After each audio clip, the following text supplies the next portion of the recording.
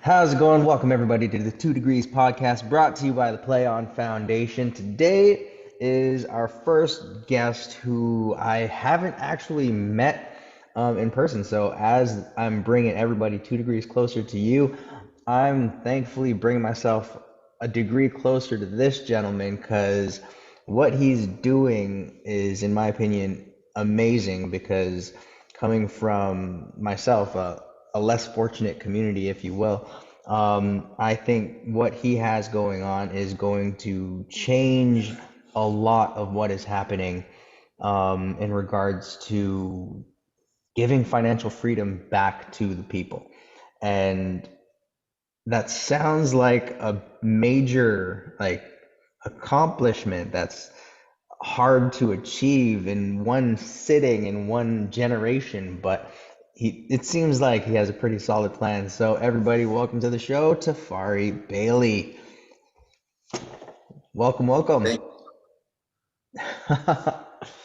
So before we dive into Hutsy, which I'm so excited to learn more about, tell us a bit about yourself. You're a Toronto cat, just like I am. Which part of town are you from, and what was your upbringing?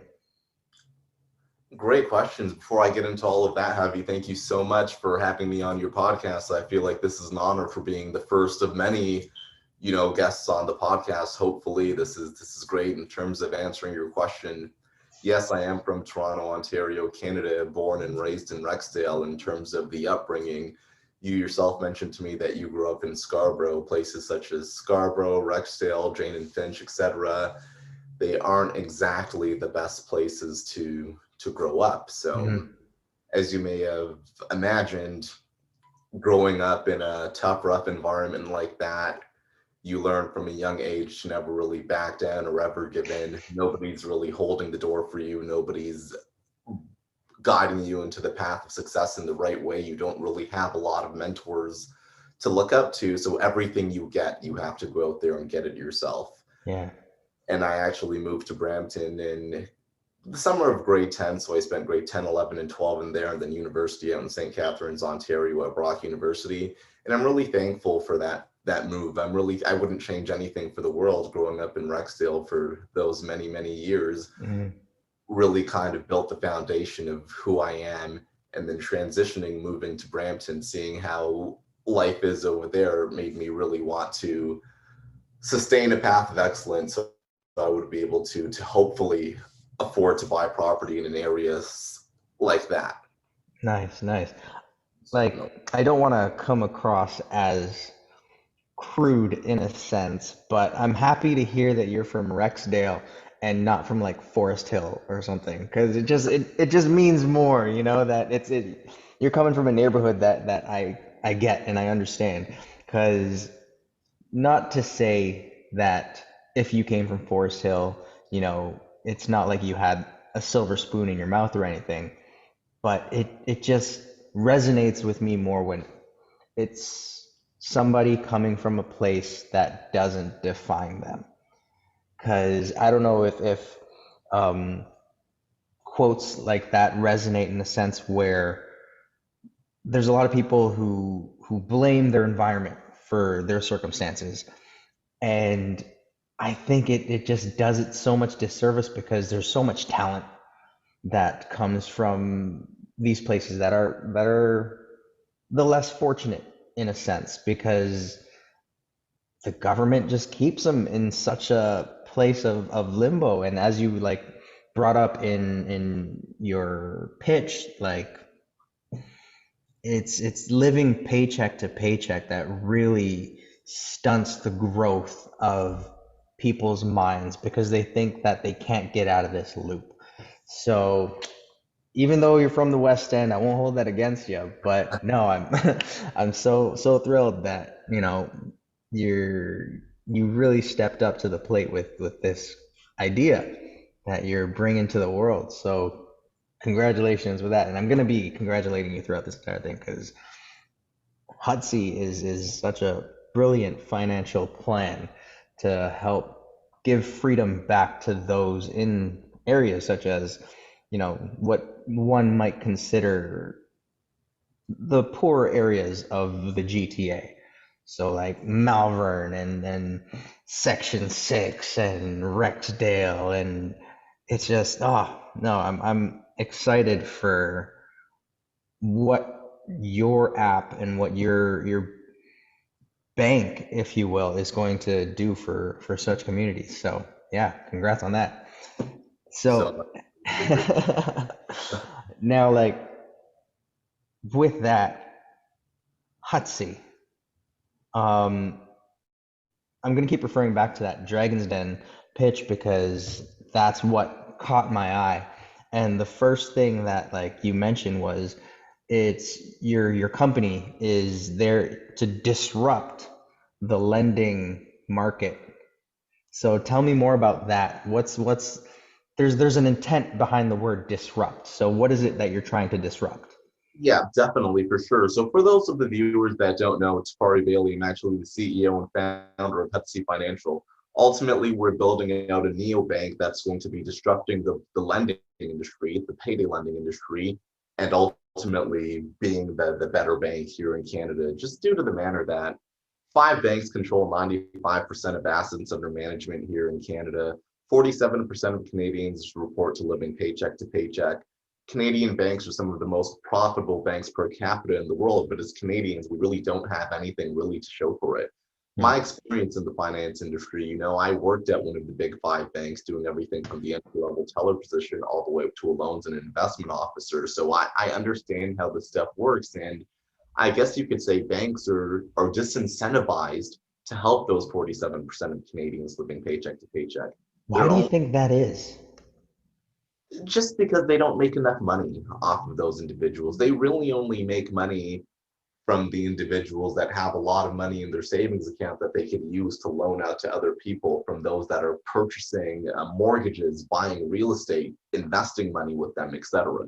So for those people that are really living paycheck to paycheck, there's not a lot of capital they could squeeze out of them. So that's my theory in terms of why I think banks are quote unquote disincentivized to work with these individuals. So we're creating a bank specifically for those individuals where we offer free banking services, credit building services, higher savings accounts, due to the matter that we don't have all of the overhead and the branches and employee expenses that these big major financial institutions have.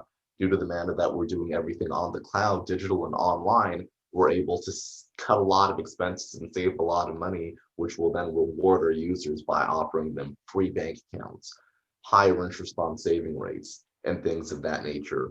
Also, ways to build credit so that if they are in a negative situation at this point in time, we're not going to abandon them. We're here to help them when they're quote unquote distressed assets get their savings right, get their credit right. And one of the major things that we're doing with Hutsy Financial is HFU, in which we call Hutsy Financial University.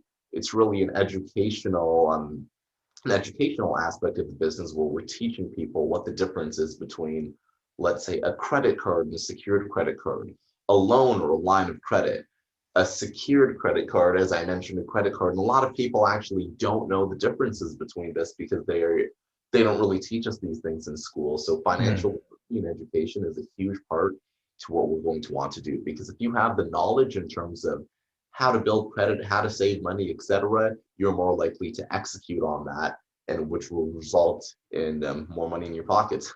Yeah, where did you learn all of these things? Was it just through working at the bank? A lot of it, I would definitely say, came from my time working at one of the major financial institutions here in Canada, and my experience going to school at Brock University, taking business economics and computer science. So I really focused on money and banking courses, learning about the economy, fiscal policy, monetary policy, macro and micro economics, and finance. Hmm. So with that computer science, then did you develop the app or did you go to somebody else for that? No, so it's and whenever you're trying to do a project like this, you can't really do it individually by yourself. You're going to want to surround yourself with a team of A+ players. So yeah, I'm more than capable of building the foundation and things of that nature for this application, but you're always going to want people better and smarter than you Mhm. that help you out with that. That's fair. tech team in-house. What is your experience then? Because unless I'm completely mistaken, but it also does sound like it's coming from a very personal place of did were you rejected for a loan at one point or something where you realized that this is utter bullshit? Or what made you decide that, you know what, no, this change needs to happen?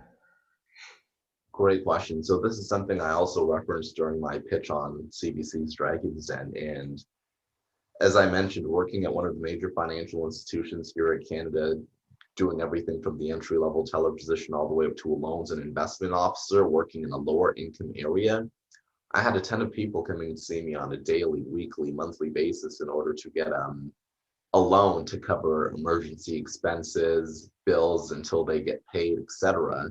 And a lot of people would unfortunately get declined, not because of me, but because I submit that information and an algorithm either approves or declines them. And unfortunately, the ones that were declined, I would watch them go to a payday lender in the same plaza to get that money at Hmm. a huge interest rate. Then over time, as their financial advisor, I noticed this person's getting a payday loan from this institution to pay off the payday loan from that institution, then they're really trapped in a life cycle of debt that they can't get out of. I always wanted to do something better, but as I mentioned, I'm not the one approving or declining them. It's an algorithm. So there was always something I wanted to do. This was in the back of my head. No, that's awesome.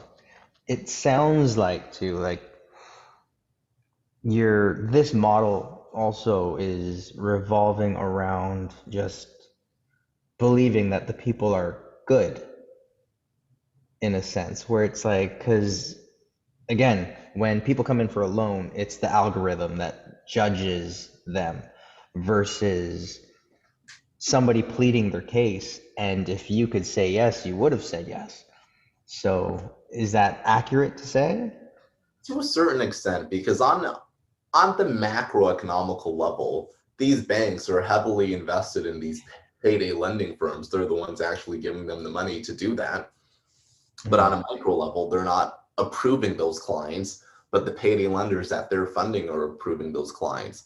So what we do is we look at a ton of macro and micro metadata points, such as how much money is this person making? Do they have direct deposit set up with us? How long does it take them from the time that they get their paycheck to the time that they're in the negatives? How many NSFs or stop payments do they have on their account on a monthly basis?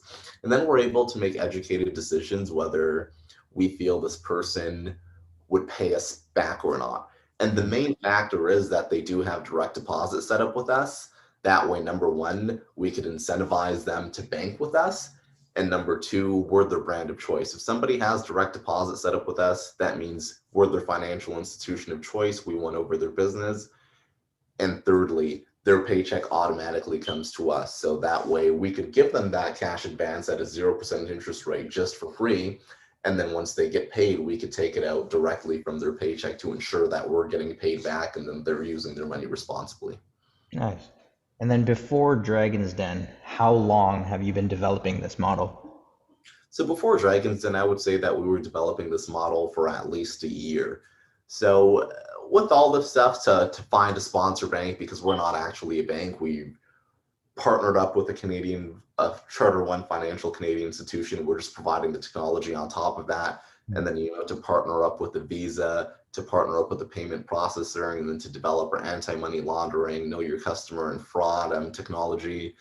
That stuff takes a while. So it's taken us over a year to do that. And we're hopefully anticipating a launch between Q2 and Q3 of 2022.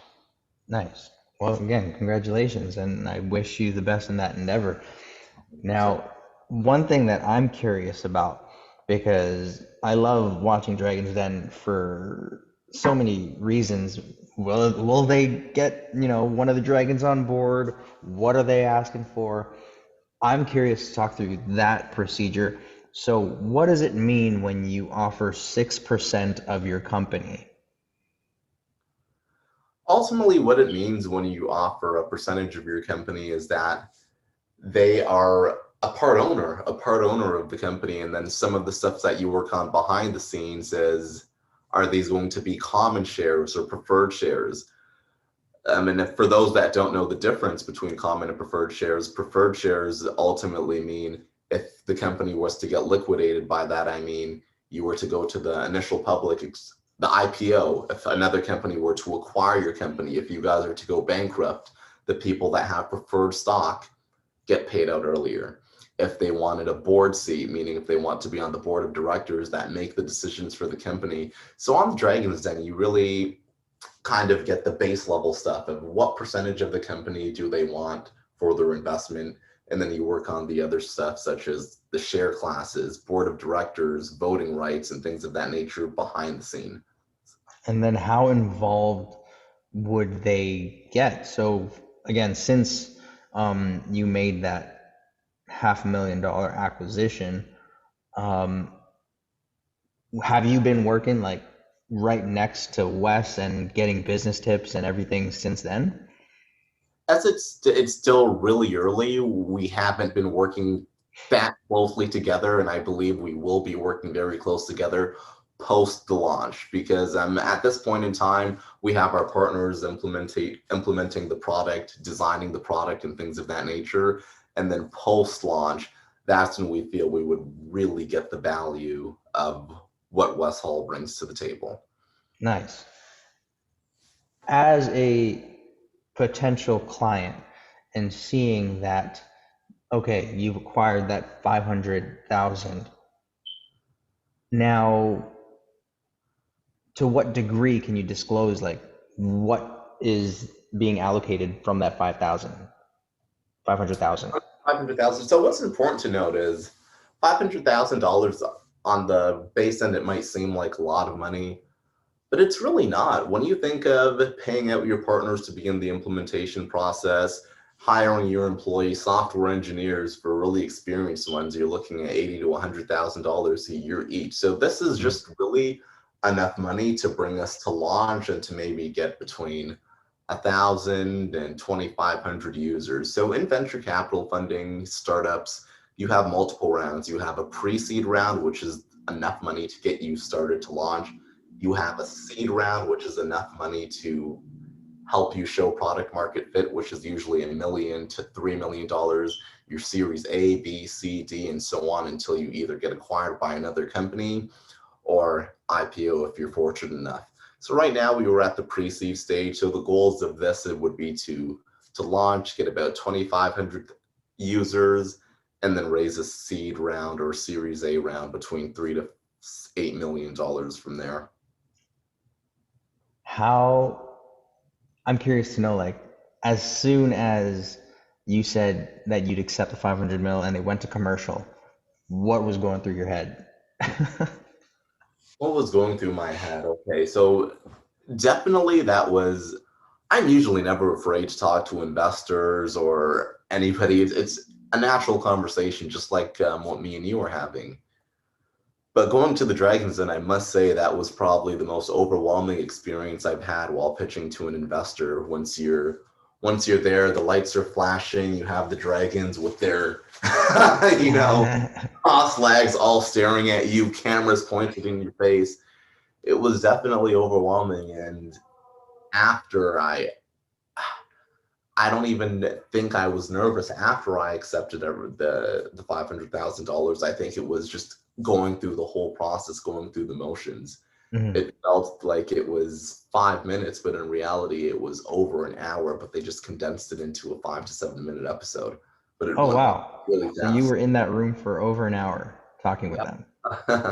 What's something that you wish they showed? Something I wish they showed would likely be when I was talking about the consumer life cycle of how we get a client when they're quote unquote, let's say a distressed asset, their credit's not in the best situation, they are not getting approved for a loan from their financial institution. So they come directly to us at Hutsy Financial. They put their direct deposit with us. We're able to give them free cash advances. We're able to help them with their credit. So we get them when they're at their absolute lowest and we help them bring them back to financial wellness. or their financial situation is better, their credit is better, so they're able to get approved for these loans and things of that nature. And then we genuinely help these consumers. Obviously, we're still in it to make money, so we obviously make money for doing just that. There's various ways we get paid out. But the bottom line is we're really helping these individuals. We're helping these Canadians, putting them in a better financial situation, and they'll never forget that. So let's say when they're ready to have kids, or if they do have kids, their kids will definitely be banking with us at Hutsy. They'll refer us to their friends, and that's how you win. Once your current clients are introducing you to more clients and you're providing them with a service that they're generally satisfied from and we're able to provide value, that's how you win.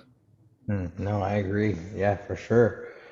What's something that when you grew up and realized that you should have known this or somebody should have taught you that you wish was taught to you at a younger age?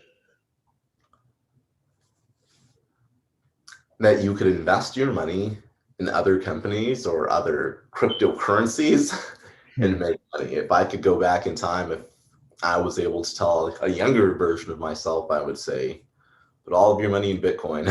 Maybe not right now, but back then. Back then when it was a couple dollars, and now what are we at? 35 plus Yeah. thousand dollars. Now, here's a question that I love asking in regards to asking your younger self. Would your younger self have listened to you if you showed up and you said, "Hey, I'm you in the future, do this"? Would you have listened? I would imagine I would have listened, because at the end of the day, the person that you trust the most is your own intuition. It's yourself.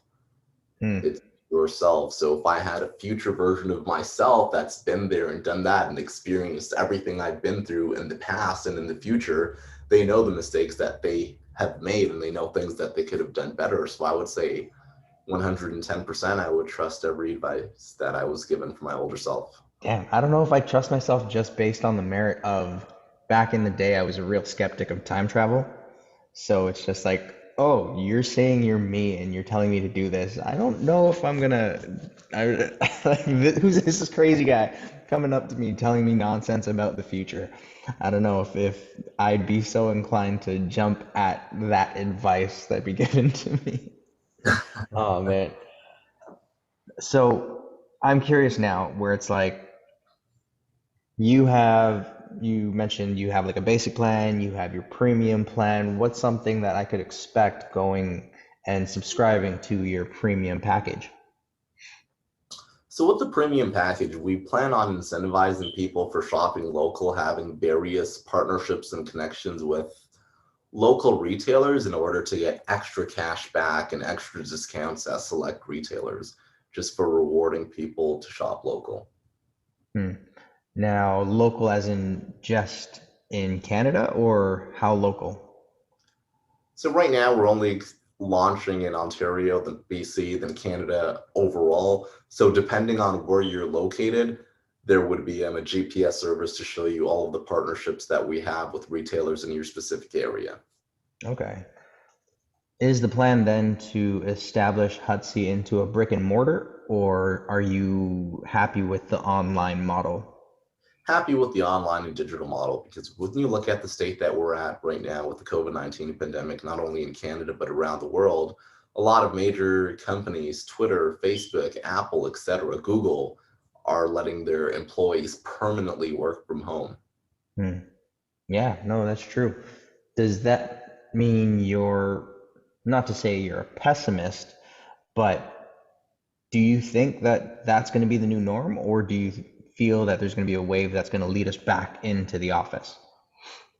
I do believe it'll be the new norm to work online, and as unfortunate as it does sound, I would prefer everybody going back to the office, back to work, because when you look at it on a microeconomical level, the Starbucks, the Tim Hortons, all the places downtown Toronto and downtown in major areas, they rely on that foot traffic to get by. Hmm. And because of the work from home culture, a lot of that foot traffic is slowing down significantly. And that's why you notice a lot of these retail stores closing down, because the foot traffic isn't there anymore, meaning less business for them. So it's tough, but it's the day and age that we live in. You can't win them all. Yeah, that's fair. which retailer are you the most excited to have partnered up with? Which retail store that we're, in terms of partners overall, the most excited partner that we're to have is to partner up with Visa, because that's a huge cosign to have Visa on our Hutsy financial cards. Mm, That was huge for us. nice. Where do you then hope to see in terms of, I'm assuming you'd want every Canadian to be a part of Hutsy, but then it's like, at what percentage would you be satisfied to know where it's like, all right, change is being made? When we could successfully say that we are the market leader for online digital banking in Canada, we don't necessarily think we will compete with the big five financial Canadian institutions, and we don't plan on. They have a completely different customer segment group than us. But as long as we could support our specific niche and segment group and it's working, that's a win for us. The financial market in Canada, it's a multi-trillion dollar pie. All we need is a small piece of that pie. Yeah.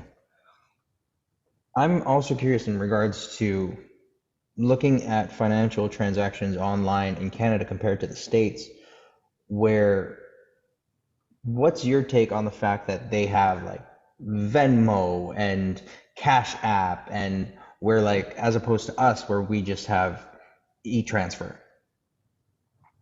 Yeah, no, great question. In terms of, I actually like the e-transfer model better than the Cash App due to the manner that it's connected directly to your bank account. So it's not as private Hmm. as the Cash Apps, but I think it's much easier to use.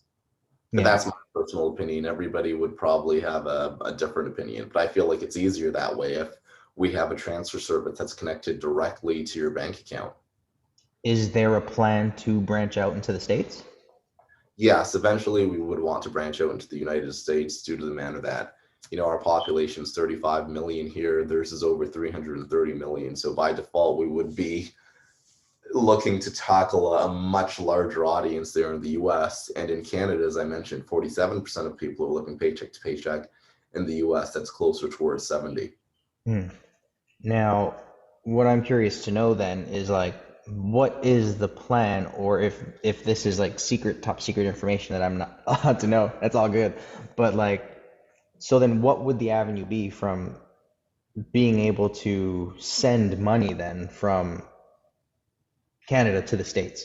Because right now for me, all it is wiring money, which I hate doing, or having to get the Venmo app, which it's like, I don't know. It's more of a hassle because it's not all in one app. Now I have to separate my information in regards to being able to have different financial institutions. I think it'd just be easier in one app. Is there an easier way to send money? Definitely. So, in terms of what we would like to do in the future for Canadian users and American users, just have a Hutsy to Hutsy transfer. So, if you're banking with Hutsy in Canada and you have a friend, family, relative that's banking with Hutsy in the United States, when we do get to that point, you'll be able to easily send cash from one account to the other, as long as it's Okay, Hutsy. That's what we do plan on doing. nice, fun, cool. That's definitely a lot more convenient because it's like, yeah, no, it's just on my end, it's just super annoying having, especially when it comes to working with people in the States. Now it becomes an issue on how to get paid. So it's like, I don't mind getting paid via PayPal, but now it's like some of them don't even use PayPal. So then it just becomes a big mess when it comes to exchanging money back and forth and through currencies. So, Definitely. I can imagine. I can imagine it might be difficult, and that's why we want to try to do something about that. But again, we're many years away from expanding into the United States, and we haven't really looked into the avenues there. So, if you ask me this a couple of years from now when we're ready to launch, my answer could be something completely different. So, I would say take this with a grain of salt. fair. And I definitely hope to see all of that come to fruition in a couple years. Is this your first business? This is actually my second startup company. So prior to Hutsy, when I was in university at Brock, me and my roommates, we created a Canada-wide digital marketing agency specializing in customer acquisition for real estate professionals. that was by the name of Canada Homes. And closer towards the end of university, as I was moving to Toronto, one guy was going to London, Ontario, the other Ottawa, and the other was an international student. We ended up selling the company to a bigger field provider that wanted to partner up with us for the longest time due to the manner that we were, guess they were saying we were stealing their clients because we were offering a better service. So, we gave them the option to buy us out. They purchased us, acquired us, and we went our separate ways. And I used a lot of the proceeds to start Hutsy Financial. Nice. Another congrats. That's super dope. With that, because looking at that 500,000 that you acquired from Dragon's Den seems like such a big yes. I'm curious to know some of the no's that you went through in starting your business. For sure. So anybody will tell you, any founder that's raised venture capital funding will tell you, in order to get to one yes, you hear 100 no's. You look at Uber, Facebook, Tesla, etc. A lot of those entrepreneurs, they pitch to many venture capitalists on a daily, weekly, monthly basis. And even when I was on Dragon's Den, Michelle, who was the CEO and founder of Clearco, she was telling me that she's heard 100 no's before she got her first yes for Clearco because nobody believed in it. And now look at them. They're valued at over $2 billion and one of the most successful fintech startups in Canadian history. Has there ever been a no that just completely drained you, where it led you to a consideration of, oh man, maybe this model is messed up, or I need to maybe try a different venture? For sure, most definitely. Those ones when you are so far in, second, third meeting, you're going through the due diligence process and everything looks like it's about to close. And then at the last moment, they mention that, they're not able to do this because they have an existing company in their portfolio. It may be a conflict of interest, or they just don't see a market for it. And a lot of times what I'd hear from US institutional investors is, we don't know too much about the Canadian market to make an educated decision if this is something we want to invest in or not. That sounds like in my opinion, it sounds like a cop out of, we're just not sure, when it's like you're presenting Yeah. all of the facts. So it's like, what do you ever just like have a moment of telling these investors like, no, you're crazy to not, be a part of this? Or do you just kind of like, all right, well, shake their hand and just go about your way? Yeah, just on to the next one, make a list of all of them. So in the future, hopefully when we are really successful, if we're fortunate enough to get to that point, send a newsletter to those capitalists that passed on you. And a lot of VCs, they do have stuff like that on their website where they not only talk about the success stories, but they talk about companies that they've passed on and missed out that have become highly successful.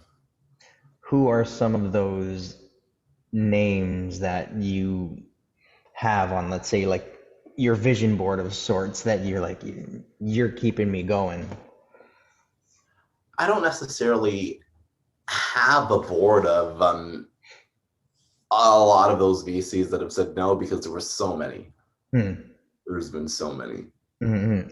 But like, in regards to those who have done it, like for example, Steve Jobs and Oprah and Elon, where they have like those quotes where they've expressed like their no's and what ages they finally broke through with their ideas. Are there any of those that stand out? Not at this present time. I feel like everybody does things their own way, but I could respect that. No, that's fair. Making your own path. Oh, it's so dope. Congrats again.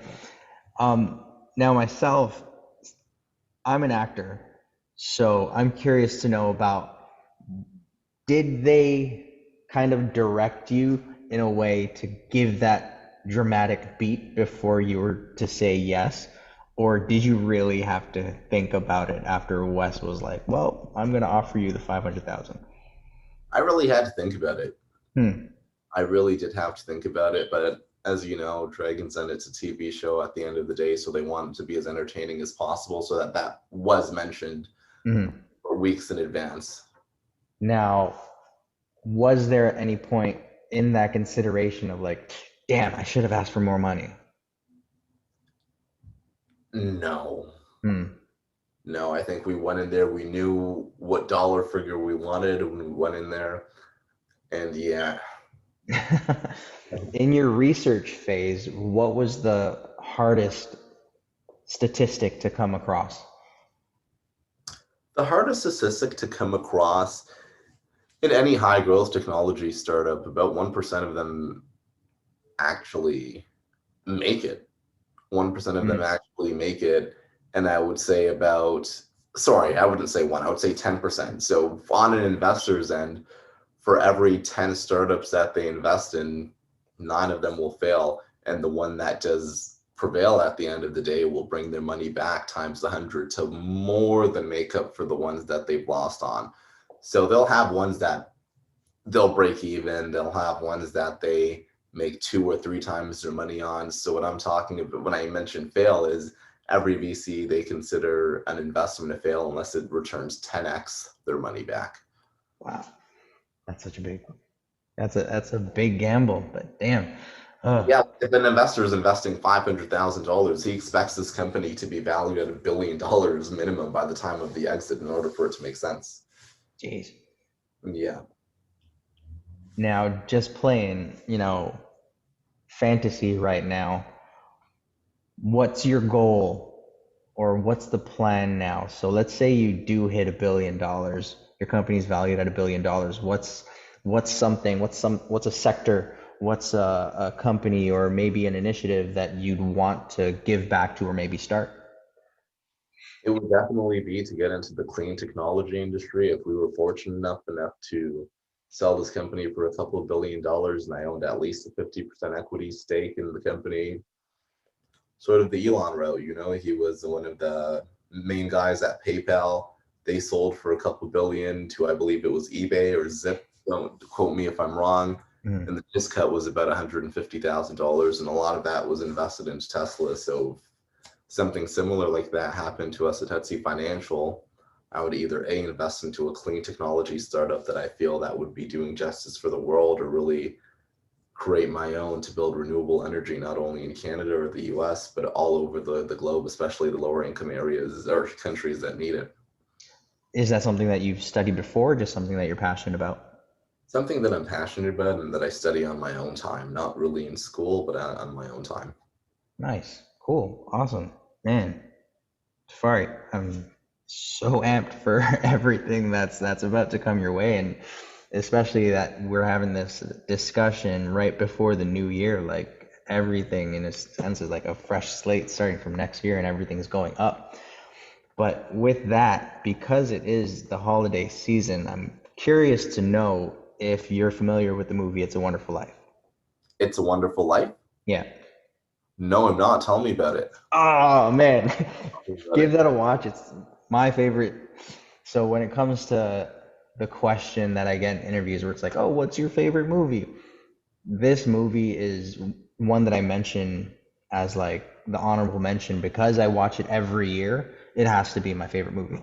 But it's essentially about um, the one small loan company that's defying all of the big banks. And there's like you have this one guy, George Bailey, who is essentially just trying his best to keep this company, this lending company afloat, and he constantly says no to the big bank that wants to buy him out and just turn the city into his own little entertainment hub, and it's just about greed. And so it's like I hear your model and then I watch this movie and it just has so many interesting comparison points of, the small time guy who isn't in it for the greed, even though he has a market that he can easily just sell or increase the interest rate. He chooses not to because it's about the people. He wants to give back to the people. So hearing your model, it's like you're the George Bailey, you're the hero of this story. So if you don't know the movie, I encourage you to watch it. I'm curious to know your thoughts on it. Oh, definitely will. I'm excited. But Tafari, thank you so much for your time, and I wish you the best. And if there's any advancements or any news, any promo that you want to jump on and come back on the show, please feel free, hit me up, and I'd be more than thrilled to go down that route of seeing what else Hutsy has to offer.